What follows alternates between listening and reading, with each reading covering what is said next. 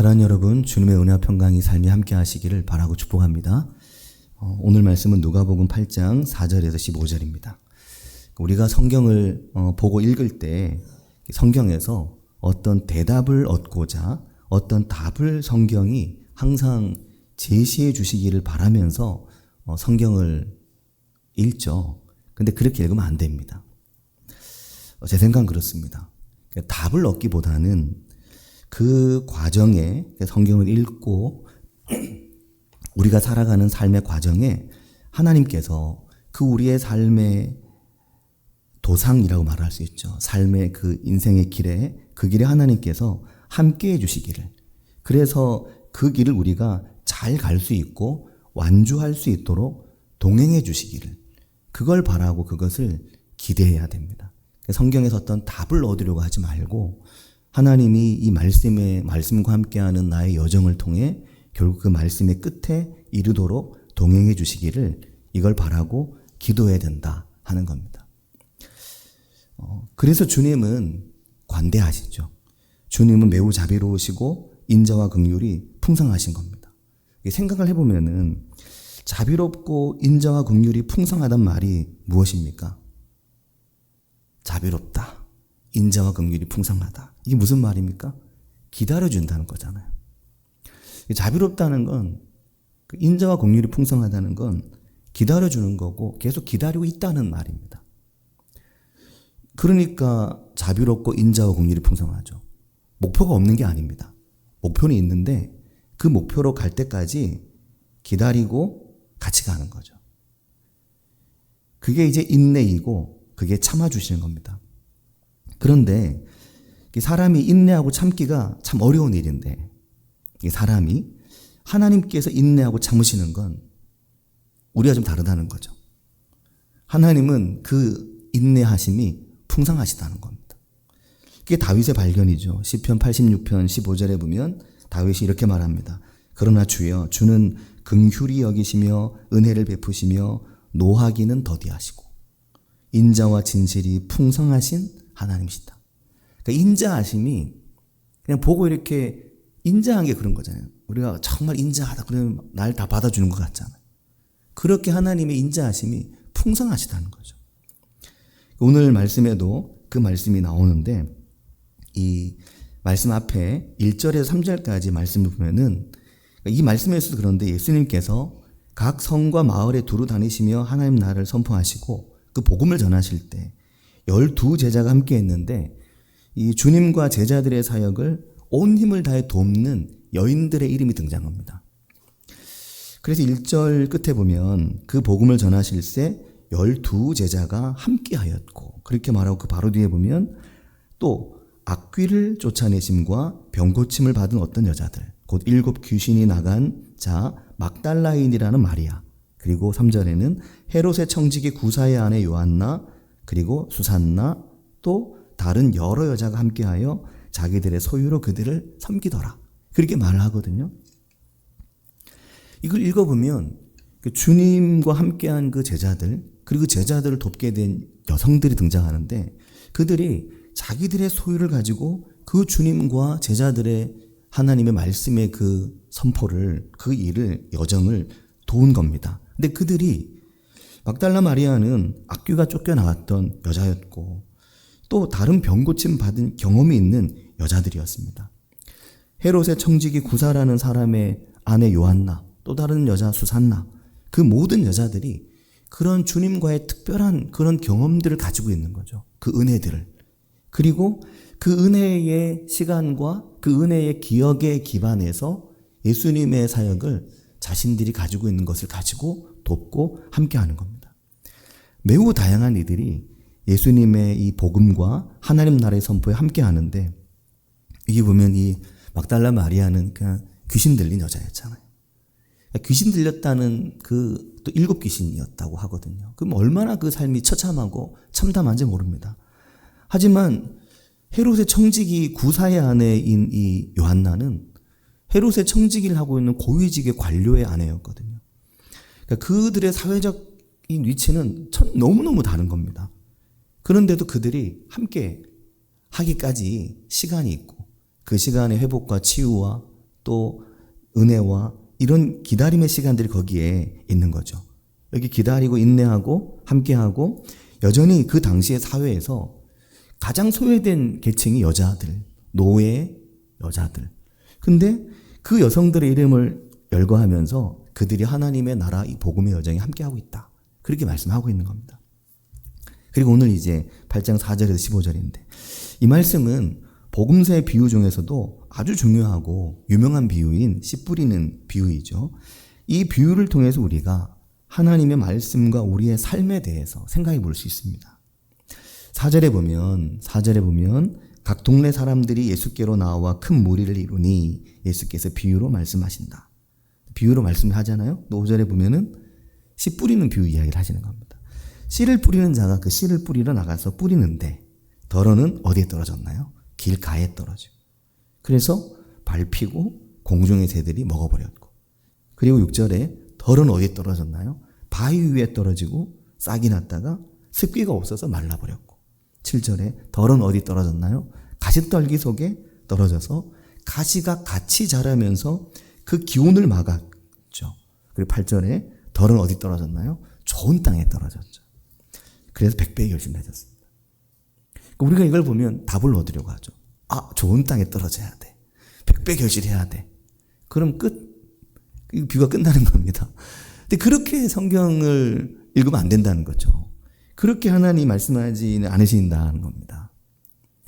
이 이야기를 통해서 좋은 땅에 떨어져서 100배 결실 맺어야 돼. 그게 최고야. 그게 1등이야. 그거 아니 다른 거 다 필요 없어. 이걸 말씀하시는 것은 아니다는 거죠. 씨 뿌리는 자가 씨를 뿌렸는데 씨가 뿌려진 밭이 다양했습니다. 이 다양함은 그 말씀의 씨앗이 떨어지는 인생의 다양한 그 삶의 상황들, 그 상황들을 말하고 있는 거죠. 이 말씀을 듣는 사람들에게 씨 뿌리는 비유를 듣는 사람들에게 뭐 길가에도 떨어지고 돌 위에도 떨어지고 가시떨기에 떨어지고 좋은 땅에 떨어지고 바로 연상이 될 겁니다. 왜냐하면 뭐 우리는 지금 경작하는 게 큰 범위로 이게 딱 뭐 직선으로 거의 착 돼 있잖아요. 많이 성전만 해도. 하지만 이 고대의 밭이 어떻게 생겼겠냐고요.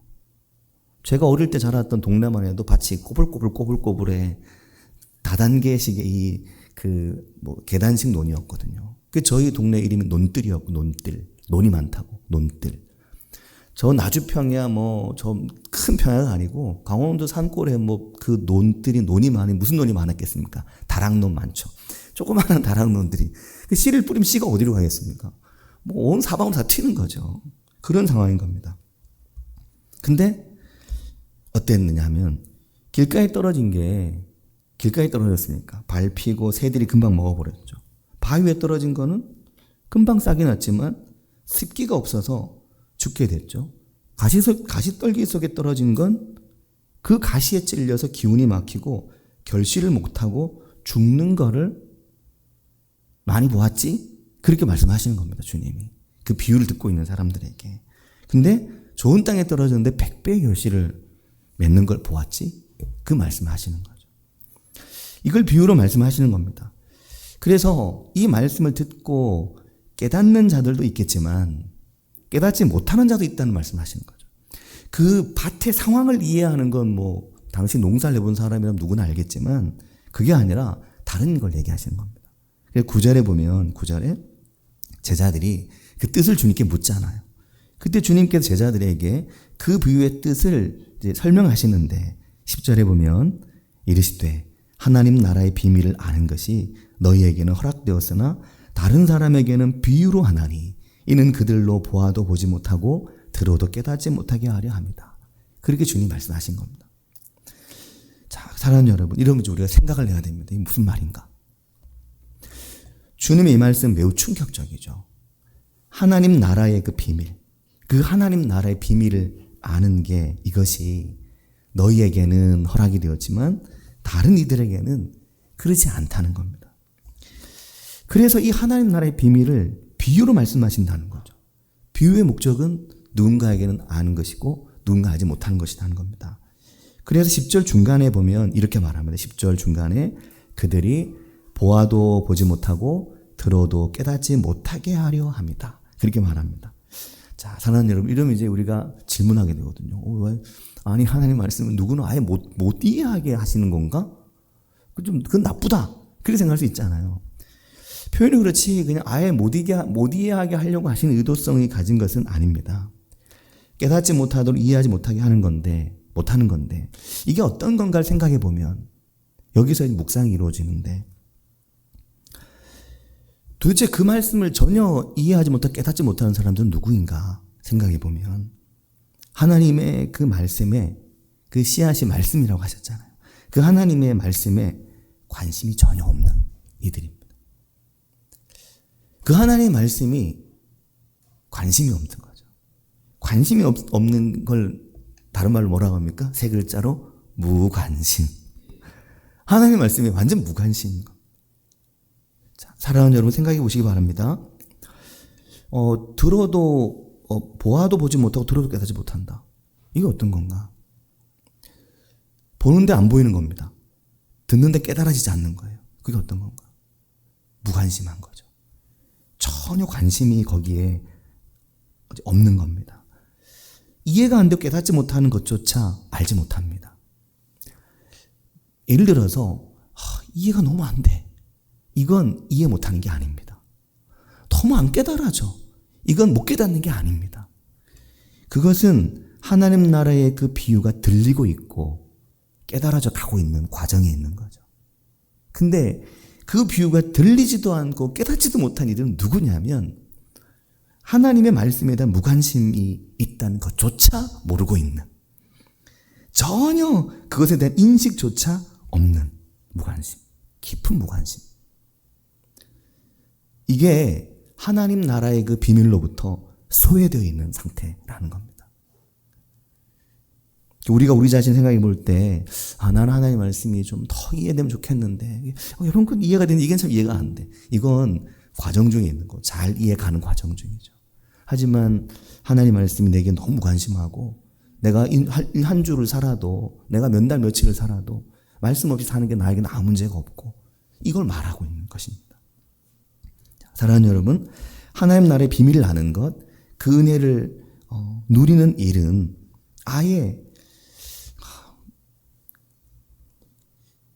그 비밀을 알고 그 은혜를 누리는 일은, 이것은 아예 이러한 어떤 하나님 말씀에 대한 소외감, 하나님 말씀에 대한 어떤 서운함, 하나님의 말씀에 대한 어떤 무관심, 이러한 부분이 없는 거죠. 다 아는데 나만 몰라. 이런 마음 자체가 없는 겁니다. 다들 아는데 나만 이제 모르지? 나 이제 모르겠지? 이런 마음 자체가 아예 없는 겁니다. 그냥 아무 상관없는 거죠. 하나님 말씀과. 그렇게 하나님 나라의 비밀로부터 소외되고 무관심, 무의식, 생각조차 하지 못하고 관심조차 두지 못하는, 이게 정말 무서운 것입니다. 하나님의 비유로부터 소외됐다. 얼마나 이게 심각한 상태인가. 하나님의 거룩한 것에 대한 무관심, 무인식, 아무것도 인식하지 못하고 느끼지 못하고 그래도 괜찮은 것. 이게 진짜 안 괜찮은 것입니다. 그러니까 사랑하는 여러분, 하나님의 말씀을 듣고 이해하고 그게 조금씩 깨달아지는 게 얼마나 큰 은혜인지 모릅니다. 그리고 거기서 더 나아가서 그런 생각을 하게 되거든요. 나에게는 하나님의 말씀이 너무 빈약하고 나의 깨달음이나 나의 지혜가, 나의 은혜가 너무 부족함을 느끼는 인생의 과정에 있다는 것은 얼마나 큰 은혜인지 모릅니다. 왜 그런가요? 하나님은 긍휼이 풍성하시기 때문에 우리가 충분히 이해하지 못하고 충분히 알지 못하는 마음으로 주님 앞에 서 있는 그것을 이뻐하시는 겁니다. 그걸 사랑스러워 하시는 거죠. 그래서 더 알고 더 이해해 가도록 인도해 가시는 겁니다. 그게 은혜의 서곡입니다. 우리가 왜 정말 좋아하는 노래, 수도 없이 반복해 들은 노래, 진짜 좋아하는 노래는 첫음만 딱 나와도 알잖아요. 첫음만 딱 나와도 이거 그 노래인데? 하고 알거든요. 그와 마찬가지로 하나님의 말씀이 좀 더 이해했으면, 그건 하나님의 큰 은혜로 가는 길인 거죠. 우리가 하나님의 말씀 앞에서 전전긍긍하고 이거 좀 어렵다. 이건 은혜입니다. 내 은혜가 아닌 건 그 마음이 아예 없는 거죠. 그런데 이 비유에 있어서, 그래서 이 비유에 있어서 다른 사람은 되지 마시기 바랍니다. 여기 보면 10절 중간에 너희에게는 허락되었으나 그 뒤에 뭐라고 말합니까? 다른 사람에게는 비유를 한다는 거죠. 이 다른 사람은 되지 말자 우리가 하는 겁니다. 그러면서 주님께서 이 비유에 대해서 좀 더 자세히 풀어주시는데 11절에 보면 이 비유는 이러하니라 씨는 하나님의 말씀이요 그렇게 말합니다. 그러면서 12절, 13절, 14절, 15절 그 씨앗이 떨어진 4가지 땅에 대해 말씀하시죠. 12절에 보면은 첫 번째로 길가에 있다는 것은 이라고 말씀 시작하고 두 번째는 13절에 바위 위에 있다는 것은 그리고 세 번째는 14절에 가시떨기에 떨어졌다는 것은 그리고 마지막으로 15절에 네 번째로 좋은 땅에 있다는 것은 이 땅을 이렇게 하나씩 이야기를 하시잖아요. 그 씨앗들이 그 하나님의 말씀의 씨앗들이 길가에 있다는 거, 바위에 있다는 거, 가시떨기에 떨어졌다는 거, 그리고 좋은 땅에 있다는 거 이게 어떤 말인지 아느냐 이걸 말씀하시면서 말씀의 씨앗이 떨어진 사람의 상황 그 말씀을 듣는 자의 상태를 말씀하시는 것이거든요. 그래서 길가, 바위, 가시떨기, 좋은 땅 그 모든 그 밭의 상황의 뒤에 보면 뭐가 따라오냐면 길가는 말씀을 들은 자니 바위는 말씀을 들을 때에 가시떨기는 말씀을 들은 자이나 그렇게 계속 말씀하시잖아요. 모든 말씀을 듣는 그들의 그 상태, 그 상황 그걸 말씀하고 있는 겁니다.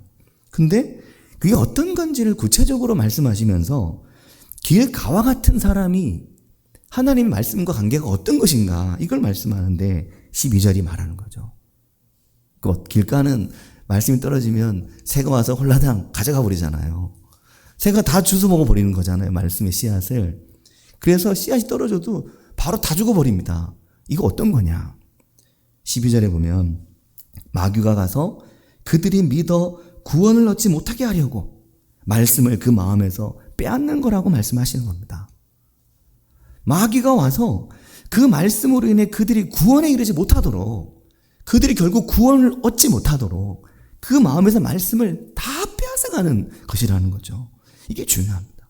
말씀을 빼앗기는 겁니다. 말씀을 마귀가 빼앗아가는 겁니다. 말씀이 내 마음에 떨어졌지만 이게 너무 내 마음이 길가 같아가지고 그래서 그 말씀이 떨어짐과 동시에 다 사라져버리는 거죠. 그 말씀이 아무것도 못하는 겁니다. 바로 마귀가 다 가져가는 겁니다. 그래서 그 목적은 무엇입니까? 믿음을 얻지 못하게 하는 것. 구원을 얻지 못하게 하는 것. 이게 목적인 거죠. 말씀과 우리의 관계를 너무 잘 표현하는 것입니다. 하나님의 말씀이 그러면 하나님의 말씀 무관심하고 말씀이 좀 이해됐으면 이런 마음조차 없다면 그래서 그게 말씀이 떨어지면 그냥 홀라당 마귀가 다 가져가는 것이니까 그게 얼마나 그 마음이 그 말씀을 통해 믿음을 얻고 구원에 이르는 그 은혜를 누리지 못하는 거죠. 이걸 잘 표현한 말씀이 로마서 10장 17절이거든요. 로마서 10장 17절은 그러므로 믿음은 무엇에서 난다고 말했습니까? 들음에서 난다고 말하는 이유가 거기 있습니다. 왜 믿음이 들음에서 납니까? 믿음은 들음에서 나니까 자꾸 들으면 이제 믿음이 생기나 봐. 그건데 그 말씀이 이 말씀이죠. 하나님의 말씀을 들음으로 그 들음이 하나님의 말씀이 그 들음이 그리스도의 말씀으로 그 들음으로 믿음이 거기에서 난다는 이걸 못하게 만드는 겁니다. 말씀과 우리의 관계를. 말씀을 향한 지독한 무관심이죠. 하나님의 말씀이 그 마음에 잔류하지 못하게 만들려는 겁니다. 우리가 음식 먹는 거 농약 조금이라도 남아있을까봐 잔류 농약 검사 그런 것도 있잖아요. 마트에 보면 잔류 농약 없게 하려고 막 그거 씻는 세제 어디 세제가 좋더라. 좋은 세제 쓰면 이건 거의 99%래. 그러면서 그 농약 제거하고 먹으려고 막 하잖아요. 마귀가 우리 인생에서 하나님의 말씀이 조금도 잔류하지 않도록 제거해버리는 겁니다. 길가가. 바위는 무엇입니까? 이건 좀 다르죠. 말씀을 들을 때 기쁨으로 받는 겁니다. 여기 문제는 들을 때만 기쁘지 그 말씀에 뿌리가 없는 게 문제가 되는 겁니다. 그럼 뭐가 문제가 되냐면 이 뿌리가 없으면 뭐가 문제가 되냐면 시련이 오면 티가 나는 거죠. 시련이 오면 금방 티가 나는 겁니다. 시련이 오면 어떤 티가 납니까? 시련이 오면 배반한다는 겁니다. 그게 오늘 13절이거든요. 들을 때는 기쁨으로 받아서 막 싹이 바로 확 나는데, 확 나는 것도 그 시기에 맞게 나겠죠. 바위 뭐 갑자기 바위가 빨리 나나요? 바위가 뜨거워서 빨리 나나요? 빨리 날 수 있겠죠. 하지만 어쨌든 들을 때 막 확 나는데 뿌리가 없는 겁니다. 이게 심각한 문제인 겁니다. 말씀에 뿌리가 없으니까 언제 티가 나나요? 시련이 다가오면 배신한다는 겁니다. 배반. 어려움이 다가오면 돌아선다는 거죠. 말씀에 뿌리를 내리는 그 시간이 얼마나 중요하냐, 이걸 말씀하시는 겁니다. 말씀이 깊이 내 속에 들어가는 시간, 그래서 그 뿌리가 단단해지는 시간, 그 깊이를 더해가는 시간, 그 시간이 필요하다는 거죠. 그러려면 우선은 내 마음이 길가가 되어서는 안 되고, 그 다음은 바위 돌박 같은 마음은 면해라 하는 겁니다. 하나님의 이 말씀의 씨앗이 너의 인생에 떨어져서 너의 속에 들어가서 그것이 싹이 나고 뿌리가 단단해지고 뿌리가 자랄 수 있도록 해라. 그래야만 고난의 때, 시련의 때에 배반하지 않는다. 배반이라는 말의 헬라어 단어의 뜻은 떨어져 나간다는 겁니다. 배반은. 떨어져 나간다는 거죠. 아마 교회를 많이 염두에 둔 말씀일 겁니다. 교회로부터 떨어져 나가게 되고 그 대열을 이탈하게 되는 거죠. 하나님의 말씀의 대열에서 떨어져 나가는 겁니다.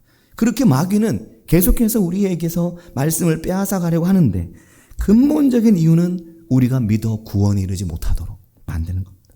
그래서 사랑하는 여러분, 하나님의 말씀과 일정한 거리를 잘 유지하는 게 진짜 중요한 겁니다. 난 이만큼은 더 가까이 안 갈래. 이게 아니고, 그 거리 유지하라는 게 아닙니다. 이만큼 떨어져 있을래. 이게 아니고 가까이 다가가야 된다는 거죠. 그럼 가도 지금 뿌리가 날까 말까 하는 판에 떨어져서 갖고는 안 되는 거죠. 가시떨기에 떨어진 말씀의 씨앗도 마찬가지입니다. 14절을 보면 이 가시떨기는 길가도 아니고 바위 위도 아니거든요. 그 속으로 들어가 싹도 나고 열매도 맺습니다. 열매까지 맺었습니다. 열매가 얼마나 많으냐의 문제는 별개입니다. 열매는 식물의 특성상 열매가 소규모로 맺히는 것도 있고 많이 맺히는 것도 있거든요. 열매가 많고 적음의 문제가 아니라, 이 문제는 14절은 이 가시떨기 같은 말씀의 밭의 문제는 그 어려움을 말씀하는데 고난입니다. 그 고난의 요건이 뭐냐면 이 생의 염려, 더 많은 삶의 염려들, 또 재물이 너무 없거나 아니면 재물이 너무 많거나 향락, 이 세상에 너무 깊이 빠져 있는 거죠. 그래서 그 기운이 막혔다. 그 식물이, 그 말씀의 씨앗이 자라날 수 있는 그 기운이 막혀서 뭘 못한다고 말합니까? 온전한 결실을 못한다는 거죠. 제대로 된 결실을 하지 못한다는 겁니다. 그 14절의 말씀을 이생의 염려와 재물과 향락의 기운이 막혀 온전히 결실하지 못하는 자요. 근데 이 말씀 앞에 뭐라고 말하냐면, 그 말씀 앞에 이렇게 말하죠. 말씀을 들은 자이나 지내는 중. 이게 되게 강하게 다가왔습니다. 말씀을 들은 자이나 지내는 중에, 사는 중에, 살면서 이생의 염려에 기운이 막히고, 살면서 물질적인 문제에, 재물의 문제에 기운이 막히고, 살면서 향락으로 인해 기운이 막혀서 그 삶에 온전한 결실을 할 수 있는 자가 온전한 결실을 못한다는 이야기를 하는 거죠. 그것을 지내는 중에 그렇게 말씀하는 겁니다. 그러면 좋은 땅은 어떤 땅입니까? 15절의 좋은 땅에 있다는 것은 뭐라고 말하냐면, 이게 풍성한 열매를 맺는 거잖아요. 근데 거기 보면 이렇게 전제된 말들이 있습니다. 그게 어떤 거냐면 착하고 좋은 마음으로. 누가복음은 그렇게 말하고 있는 거죠. 착하고 좋은 마음으로. 그 선한 마음으로 뭐라고 말합니까? 말씀을 듣고 지킨다는 겁니다. 이 하나님의 말씀을, 이 생명의 말씀을 듣고 그걸 지키는 거죠. 그냥 듣고 내버려 놓는 게 아닙니다. 듣고 지킨다. 그 말씀을 행하고, 지킨다는 말은 행한다는 말이잖아요. 그 말씀을 하려고 발버둥을 치는 거죠. 그 말씀을 하려고 노력을 하는 겁니다. 그리고 그 하나님의 말씀이 내 삶에서 열매가 되고 풍성한 열매로 나타나기까지 무엇으로? 인내로 결국 결실에 이르는 자. 그를 말씀을 하고 있는 겁니다. 말씀을 듣고 지켜서 풍성한 열매를 맺는 자. 그런 은혜에 대해서 말씀을 하시는 거죠. 사랑하는 여러분, 오늘 우리의 삶에 이 말씀 은혜가 함께하길 바라고 축복합니다. 특별히 오늘 말씀을 준비하면서 마음이 많이 갔던 땅은 이 4개의 땅 중에 어느 땅이었냐면 가시떨기였습니다. 가시떨기. 가시떨기가 참 안 된 것 같더라고요. 참 안 됐다. 왜냐면은 길 가는 좀 그렇고 바위도 그런데 이 가시떨기는 좋은 땅과 거의 같은 요건을 많이 가지고 있는 거죠. 가시떨기는 좋은 땅의 여건을 많이 가지고 있습니다. 그는 풍성한 열매 맺을 수 있는 좋은 땅이거든요. 가시떨기. 가시떨기가 있는 땅은. 근데 가시떨기가 자라고 있는 거죠. 고난이잖아요, 고난. 이생의 염려나 재물이나 향락의 그 기울이 막혀 있는. 스스로 막은 게 아닙니다. 내가 스스로 막아버리는 것도 아니고 기운이 막혀버렸죠. 그래서 온전한 결실을 하고 싶은데 못하는 겁니다. 그거를 보고 느낄 때가 있죠. 야, 정말 하나님 앞에서 풍성한 결실을 맺을 수 있는데 이런 가시들이 저런 가시들이 이렇게 막고 저렇게 막아서 풍성한 열매를 맺어가는 길을 못 가는구나. 그러면 이렇게 생각할 수 있죠. 자, 주님은 그 가시떨기 밭에 있는 인생을 어떻게 보시겠습니까? 아이고 그냥 그래 살다 죽어라.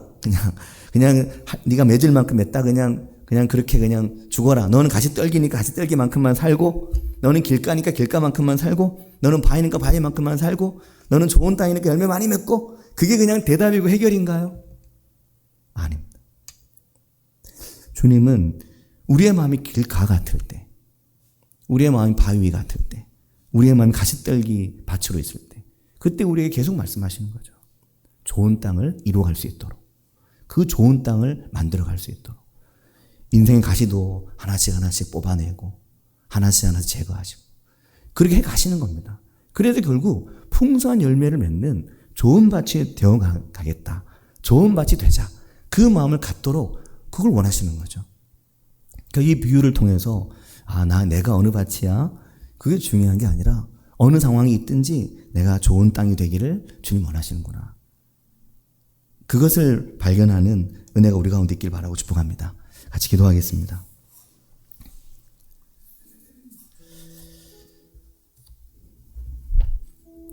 우리가 보면 다 우리 자신의 많은 한계들을 가지고 있습니다. 이게 다 가시떨기죠.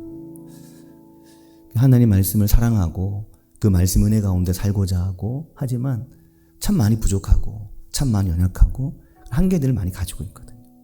근데 하나님은 기다리시고 인자가 풍성하십니다.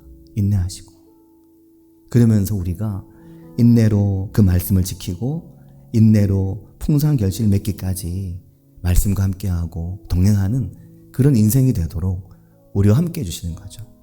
그 하나님과 함께 동행하는 은혜가 내 삶에 있기를, 그렇게 내 삶에 하나님의 그 풍성한 은혜가 결실이 있는 삶이 되어가기를, 그것을 위해서 같이 한 목소리로 기도하겠습니다. 하나님 아버지, 우리 인생의 한계와 우리 인생의 주님 막혀버린 삶의 자리 속에 우리에게 말씀하시고 우리에게 찾아오신 하나님, 주님 우리가 길가와 같을 때부터, 우리가 바위 같을 때부터, 주님 우리가 가시떨기 같을 때부터 주님 우리와 동행하시며 주님 우리와 함께 해주셔서 주님 우리 인생에서 덤불을 걷어내시고 주님 우리 인생에서 흙을 기경하시며 주님 우리의 삶에 하나님의 말씀을 끊임없이 뿌리시며 하나님의 말씀의 씨앗을 끊임없이 우리 인생 가운데 던지시며 그 말씀의 씨앗이 생명의 열매가 되도록 도우시고 인도하시며 함께하신 하나님을 주님 말씀 가운데 보게 하시고 경험케 하신 하나님 아버지, 주님 오늘도 주님 이 말씀을 통해 오늘 우리 인생을 기다리시며 오늘 우리의 삶을 기다리시며 내가 너를 얼마나 사랑하는지 아느냐, 내가 너를 얼마나 기뻐하는지 아느냐, 내가 너를 얼마나 좋은 땅으로 기경해 가고 있는지 아느냐, 내가 너를 좋은 땅으로 만들기 위해 너희 인생의 가시를 뽑아내며 너희 인생의 덤불을 걷어내며 내가 너의 삶에 얼마나 많은 사랑을 주고 있는지 아느냐라고 말씀하시는 그 하나님을 깊이 만나며 그 하나님을 바라보는 은혜가 저희 삶의 때로 인도해 주시기를 주님 원합니다. 아버지, 주님 역사해 주시옵소서. 주님 은혜를 부어주시며 주님 우리의 마음이, 우리의 생각이 하나님의 말씀에 머물고 그 말씀의 밭에 살아가는 저희들 될 수 있도록 주님 인도해 주시기를 주님 원합니다. 아버지 역사해 주시옵소서. 주님 은혜 부으시며 은총 해 주시기를 원합니다. 아버지.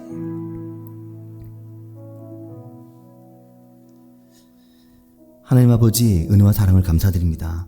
주님, 우리가 길가 같을 때, 돌 위에 있는 것 같을 때, 가시덤불 속에 있는 것 같을 때, 또 좋은 땅일 때, 풍성하게 열매를 맺어가는 그 하나님의 풍성한 열매에 대한 말씀을 우리에게 주시고, 주님 우리의 삶의 자리를, 우리의 삶의 환경을 바꾸며 기경하며 새롭게 하며 하나님의 말씀이 우리 인생에서 풍성한 열매와 결실을 맺기를 바라시는 주님의 마음을 오늘 말씀을 통해 보게 하심을 주님 감사합니다. 하나님 아버지, 우리에게 함께 가자고 손짓하시며 우리에게 함께 가자고 말씀하시며 우리에게 이 하나님의 말씀의 풍성한 열매의 여정에 동행하자고 말씀하시며 우리를 부르시는 하나님을 주님 말씀 가운데 보게 하시며 주님, 겨울이 지나고 봄이 오는 이 계절에 모든 만물이 새롭게 일어나며 언 땅을 뚫고 고개를 내미는 이 봄의 계절에 주님 사순절을 맞고 사순절을 주님 보내며 주님 우리의 삶에 함께 하신 하나님, 우리 인생의 밭을 기경하신 하나님, 우리 인생의 밭에서 풍성한 열매를 기대하신 하나님, 그 하나님을 바라보며 살아가는 저희들이 되도록 인도해 주시기를 주님 원합니다. 주님 저희와 함께 하심을 믿으며 예수님의 이름으로 기도합니다. 아멘.